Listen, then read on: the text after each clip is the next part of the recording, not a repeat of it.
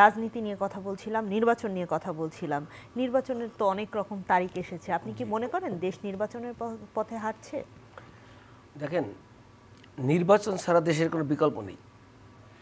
দেশে গণতন্ত্র মানি নির্বাচন। গণতন্ত্রের প্রথম চাবিকাঠি হচ্ছে একটি নির্বাচন, একটি ভোটের অধিকার, একটি ভোট। যে দেশে ভোটের অধিকার নেই সেই দেশে গণতন্ত্র বলে কোনো কথা নেই। সংস্কার বসে পৃথিবীর সর্বশ্রেষ্ঠ সংস্কার বাংলাদেশে আমি মনে করি এই মুহূর্তে এই সরকারের হাতে একটি সংস্কার, সেটা হলো মানুষের ভোটের অধিকার ফিরিয়ে দেওয়া। এর চেয়ে বড় সংস্কার বাংলাদেশে বর্তমানে নেই। এই বর্তমান তত্ত্বাবধায়ক সরকার দায়িত্ব নিয়েছিলেন একটি সুষ্ঠু নির্বাচন দিবেন। সে এসে তার কিছু উপদেষ্টাদের কথা শুনে এক একজনে এক এক ভাষায় কথা বলেন, সে নিজেও কনফিউজ হয়ে যাচ্ছেন। আমি মনে করি বর্তমান সরকারের উচিত 18 বছর বিএনপি রাজপথে আন্দোলন করেছে গণতন্ত্রের লড়াইয়ে। এবারে দেখেন অনেকে বলতে চায় বাংলাদেশে দ্বিতীয়বার স্বাধীন হয়েছে, আমি এটা বিশ্বাস করি না। বাংলাদেশ স্বাধীন হয়েছে 71 সনে। এটা ছিল 18 বছরের বিএনপির আন্দোলন, গণতন্ত্রের আন্দোলন, ভোটের অধিকার আন্দোলন। এই আন্দোলনে ছাত্র জনতা, বাংলার আপামর জনগণ সকলে মিলে আন্দোলনে একটি ধাপ আমরা পার করেছি, শুধু শেখ হাসিনাকে দেশ থেকে বিতাড়িত করেছি শুধু গণতন্ত্রের লড়াইয়ে। ছাত্রদের লড়াই ছিল কোঠা, আমাদের বিএনপি পরিবারের লড়াই ছিল বাংলাদেশে একটি নির্বাচন তত্ত্বাবধায়কের আন্ডারে সুষ্ঠু এবং একটি ভোটের অধিকার, সেটা আমরা বাস্তবায়ন করতে পেরেছি।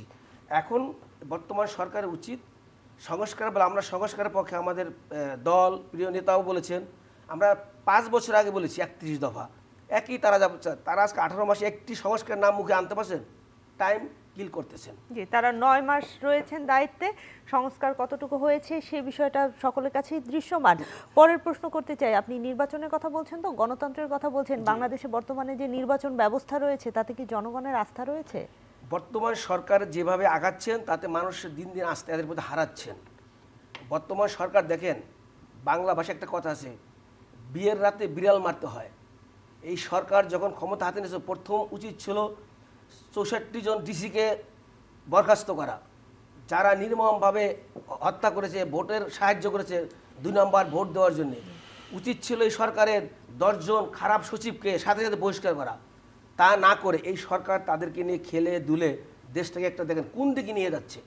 আজকের দেশ না দেশের ভাষায় চলতেছে, কারো নিয়ন্ত্রণ আছে, না পুলিশ প্রশাসনের নিয়ন্ত্রণ আছে, না বর্তমান সরকারের নিয়ন্ত্রণ আছে, না বর্তমান তত্ত্বাবধায়ক সরকারের যা উপদেষ্টা তাদের কোনো নিয়ন্ত্রণ আছে।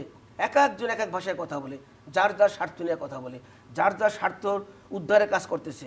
কে কিভাবে স্বার্থ বানাবেন, কে কিভাবে তার, আজকেই দেখেন শেখ হাসিনার এক পিয়ন 400 কোটি টাকা কামায় হেলিকপ্টার চলছে, বর্তমানে উপদেষ্টাগণের পিয়ন এই কথা আমরা শুনতে পাচ্ছি। তো যাই হোক, আমার কথা হচ্ছে যত তাড়াতাড়ি সম্ভব একটি সুন্দর সুষ্ঠু নির্বাচন দিলে জাতি উপকৃত হবে, দেশ ভালোর দিকে যাবে। যতক্ষণ পর্যন্ত দেশে নির্বাচন না হবে ততদিন পর্যন্ত, আজকে দেখেন কিভাবে বিশৃঙ্খল, আইন শৃঙ্খলা হাতে নাই, কারো কাছে নাই, আইন শৃঙ্খলা হাতে নেই। নির্বাচন হলেই একমাত্র সকল সমস্যার সমাধান আপনি বলতে চাচ্ছেন।